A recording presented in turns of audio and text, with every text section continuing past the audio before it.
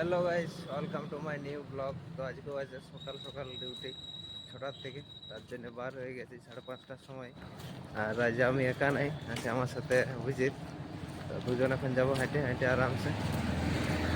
এখন হাঁটার পর মোটামুটি 5:55, 6টার দিকে পৌঁছে যাই।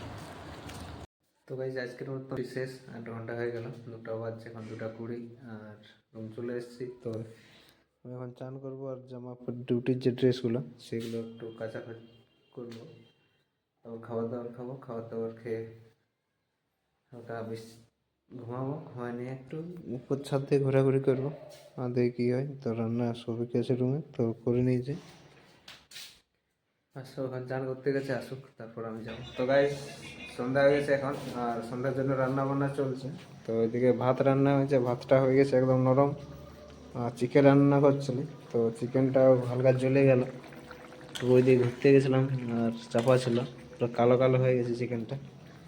তো আজকের মনে হয় আমাদের ভাগ্যটা খারাপ আছে, তার জন্য এরকম হচ্ছে। পুরো দিনটাই খারাপ হয়ে যাচ্ছে।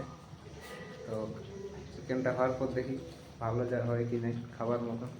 তো রান্না তো কমপ্লিট, এবার শুধু খাবারটা খাবো। তো কীরকম হয়েছে রান্নাটা দেখো। রান্নাটা মোটামুটি ভালোই হয়েছে, এখনও টেস্ট করে দেখিনি। কারণ বেশ গ্রেভিটা ভালো দেখাচ্ছে, শুধু হালকা একটু লেগে গেছিলো, তার জন্য কালারটা একটু কালো কালো চলে এসেছে। তো খেয়ে দেখি কীরকম টেস্ট হয়েছে।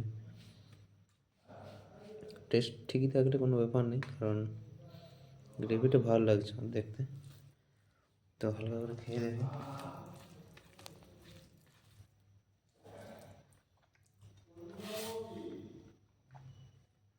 না, খারাপ কিছু লাগেনি, নর্মালি আছে।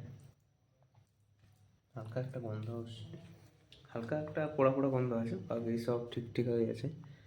তো আজ যেমনই হোক এটাই খেয়ে থাকি। কারণ ভাতটা একটু নরম হয়ে গেছে, সেটাই প্রবলেম, বাকি তো সব ঠিক। একটু ধ্যানটা ছিল অন্যদিকে, মানে পাশের রুমে যে ছেলেগুলো আছে ওদের সাথে গল্প করছিলি, আর সে সময় ভাতটা একটু ওভার হয়ে যায়, মানে সিদ্ধটা বেশি হয়ে গেছে। তো তাই, তখন খাবারটা খেয়ে নিই,